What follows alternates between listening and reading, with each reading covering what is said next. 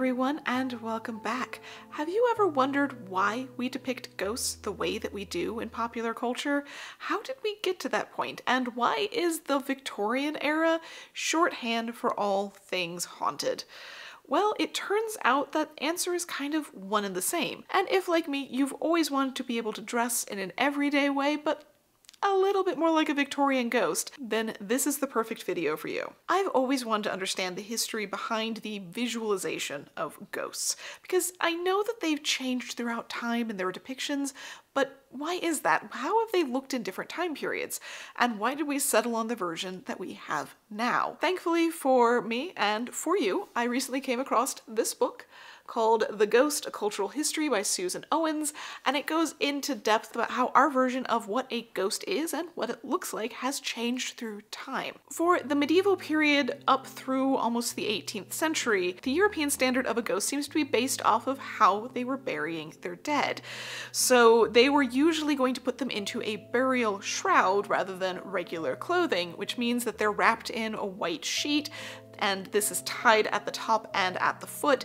So that is what the representation of a ghost looks like, whether they are still human in appearance or all the way through the process to a skeleton or anywhere in between. They're wearing this top-knot white sheet of a burial shroud. It doesn't look like regular clothing, so they are very denotable in artwork as a ghost. Once we reach the 18th century, however, this starts to change, and it's much more likely that the burial clothing is akin to what people were wearing when they were sleeping, so very long shirts and shifts. And the thing is, in artwork, that makes it much less denotable who's a ghost, who has risen from bed versus risen from the grave.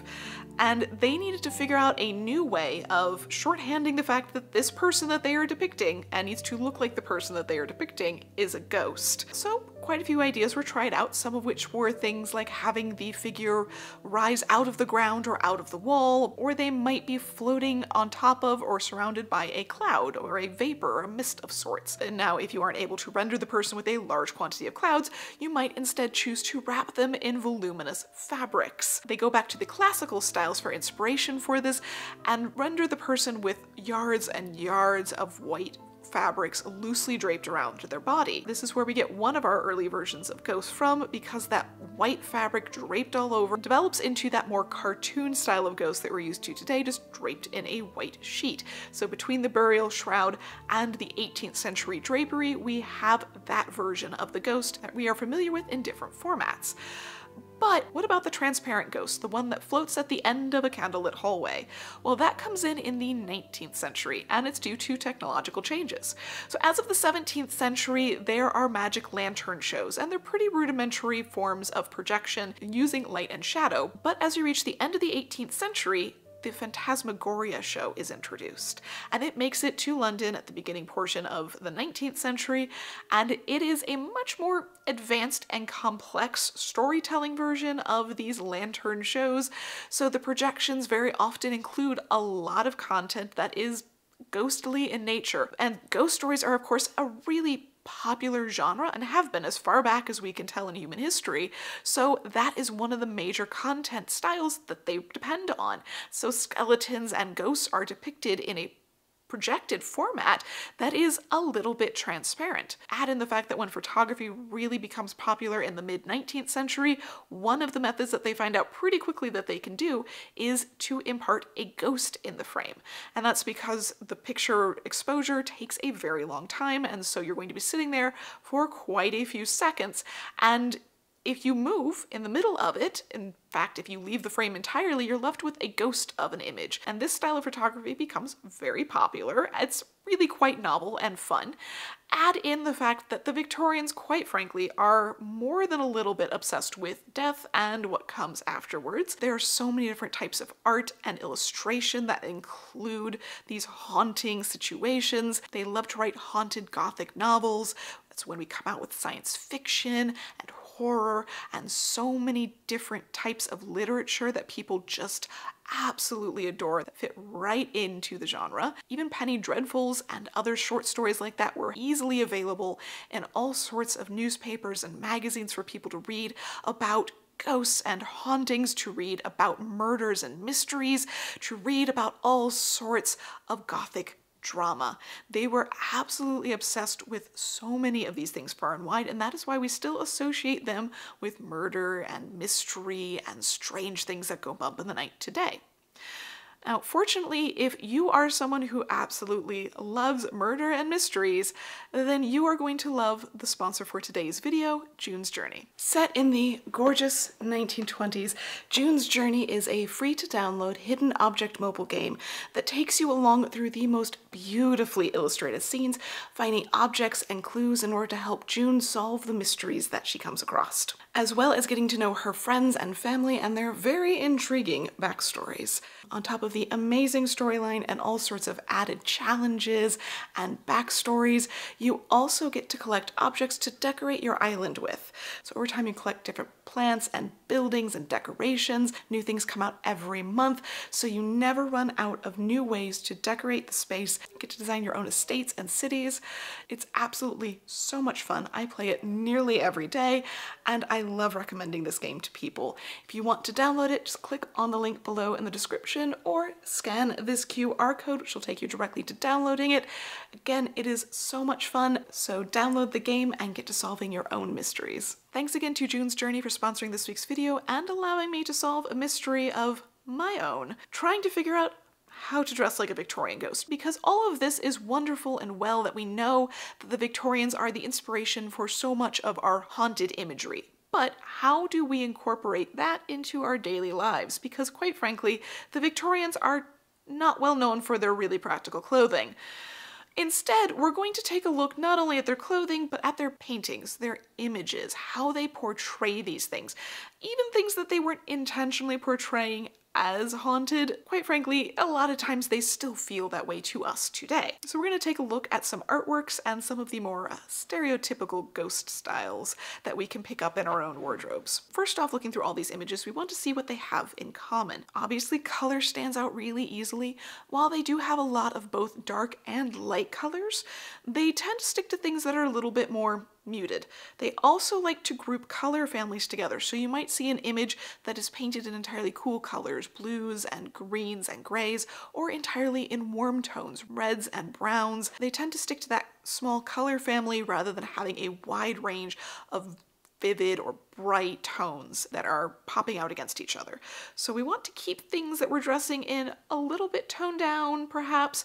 Whether you like light or dark doesn't matter so much as keeping the color family closely tuned. Since we don't have a lot of variety of colors or bright colors, and we don't have a lot of crazy geometric patterns, instead they rely on texture to differentiate the spaces. So we don't want one big homogeneous blob of the same color. We need to break it up a little bit, and that's where they really rely on different textures, whether it's different fabrics or fabrics that crinkle in different ways and end up with a texture to them that picks up light and dark in various degrees. So soft versus shiny, ruffles and pleats, whatever we can do to add texture rather than having to break things up with pattern and harsh lines. Because you'll notice everything's very feathered out, everything's very soft.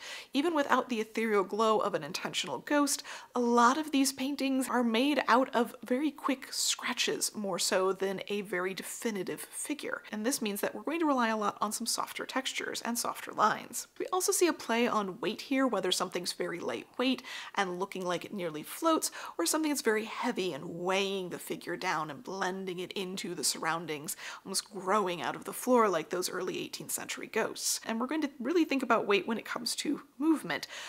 Though all of these are static portraits, we're not seeing the actual movement of the figure. A lot of them imply a fair bit of movement, and even if we use our imaginations and think about these people standing up in their regular clothing and moving around, the large skirts swishing back and forth, the heavy cloaks dragging on the ground, the rustle of silks or the brush of wool, whatever it may be, there's movement to these garments. So that's something to keep in mind as we go through these different versions of ghosts. First off, of course, is the transparent ghost at the end of the hallway, the glowing figure that stands between the open bed curtains, that we can't really achieve with our living forms because we are neither transparent nor glowing. And though our clothing can be transparent, that is neither the best for the season nor entirely allowed in all situations, and I don't think we want to have to fill our entire ensemble with LEDs in order to make ourselves glow at any given time. If you do want to do that, have fun. I just don't think it's terribly practical. Instead, what we want to do is look for that lightness and brightness. Look for sheer fabrics and lightweight fabrics. Things that are going to flow and move. Even if you aren't really moving, they're going to catch a breeze really easily. They're going to have an ethereal, light, fluffy quality to them. You don't need a lot of ruffles and fluff, but just lighter weight fabrics. And these lighter weight fabrics gathered up can really soften and edge as well. So this is where we're going to look for a lot of layers, a lot more fabric wrapped around. Thinking back to those 18th century ghosts draped in different textiles, we want to drape the figure in lots of fabrics, which is a great way if you have lighter weight fabrics or sheer fabrics to build this up into a more practical ensemble no matter what the weather. Pick your layers and add them up. Large sleeves, long full skirts, wide leg trousers, anything that's going to expand beyond your body. You might still want to add some things to the middle to break up the space in order to make it feel like you're not just overwhelming your entire figure and making it disappear. So things like belts, corsets, bodices, vests are a great option to sort of pull things back in the areas that you want to, but overall having some volume that's able to move independently of your body is really ideal. So we're looking for soft, flowing fabrics in lighter tones. It doesn't have to be bright white. It's not always the most flattering, nor is it the most practical. As we know, white does tend to attract stains. Instead, just look for anything in that grouped lighter tone. So you might want to go with the more moonlit apparition that has grays and blues and soft lavenders, or you might want to go with the candlelit version that is more ambers and golds and beiges, things that really reflect the bright lights of either side, mimicking those soft lights even when you are having to wander out into the fluorescent world that we have. The next ghost is the shadow in the corner. Something dressed all in black, barely visible in the darkness. I feel like this also corresponds with the mourning figure, though mourning wear is very specific. It's not just wearing black, it's wearing black that has no shine. It can only be matte. There are certain fabrics that you're supposed to avoid, no jewelry, all sorts of other very specific rules for the 19th century when it comes to mourning wear. But anything black or in that darker tone range of colors can really mimic the shadowiness. You'll also notice in a lot of the portraiture, especially that which has aged and hasn't been cleaned, the clothing tends to really blend into the background and we are left with nothing but hands and face. And honestly, there's not much creepier than completely disembodied hands and face coming out of the shadows at you, so that's a really good way to impart a creepy feeling without having to do much, in my opinion, but anything in that darker range that absorbs light. So instead of going with the really lightweight and ethereal sheer fabrics of the transparent ghost, we instead want to go with heavy weighted dark fabrics like velvet and wool, things that will absorb the light into their softness. It will help blend your figure into the background to not have harsh lines with that softer edge, but it's also going to really mute all of the light that is reaching you. If you want to play more on that disembodied head and hands, then using something with a higher neckline is great, whether it is a turtleneck situation or a higher collared neck, a collared shirt perhaps. It's really easy to turn up the collar of a regular modern shirt and add something like a cravat or a necktie or scarf to that neck area. That sort of texture is really wonderful there, and something like a larger cravat style is going to read as very Victorian without having to be terribly impractical. This can also be amplified if you have a top that has a lower or more open neckline. Fill it with something like a chemisette. Now there's lots of different names for what this garment is throughout the eras, but they used it in the 19th century to fill in those necklines with white ruffles and pleats, anything that would glow about the face and really accentuate it. So this can add into that feeling of a separated out facial structure from the darkness of the rest of the garment, and can add much the same feeling that a cravat can, but you don't necessarily need an entire separate garment to do so. And of course, the ultimate garment when it comes to disappearing into the shadows, the cape. And this is of course one of the warmest wintertime garments you can possibly choose, but in terms of blending into the shadows, there is nothing better. Next up we have the mirror ghost, or the haunted portrait ghost, that which appears within a frame. So we're limiting ourselves a little bit here in the fact that we're not going to usually see the bottom half of these figures. It's more about the shoulders and the face, so our emphasis is going to have to be placed there. This is also going to not give us as much guidance in the fact that there's not a specific color scheme that we have to choose, but I have noticed trends of a certain softness in these images. Ruffles and pleats, things that are broken up in the space, really reflect well as offer a great expanse of options for being inspired by the Victorian clothing. Of course, remember that the Victorians were also heavily inspired by the medieval period when it came to fashion, so there's plenty of options that you can find from sources like that, as well with ruffled edges on your collars and cuffs. But this would be a place that would be wonderful for more off-the-shoulder styles or wrap shirts. They don't have to be completely off the shoulders as they were in, say, the 1830s, but you can get a similar illusion with things that are wrapped around the shoulders. And this might be multiple layers. You might have a simple shirt that has a shawl wrapped around or a sweater wrapped around in a manner that really evokes the off-the-shoulder feeling without having to deal with that. I also highly encourage the use of accessories here when it comes to necklaces, earrings, pocket watches, anything that really accentuates the "I'm wearing this nice clothing for my portrait" feel. These also work wonderfully in terms of movement. As for what you wear for your lower half, there's certainly lots of options, but one of my favorites is always going to be a pleated skirt. And I think they really evoke the movement and feel of the Victorian period without actually having the full length and weight of a Victorian skirt. Next up, we have our window ghosts, or those that are found wandering the hallways at night in their bed clothing. Either way, they end up with fairly similar clothing.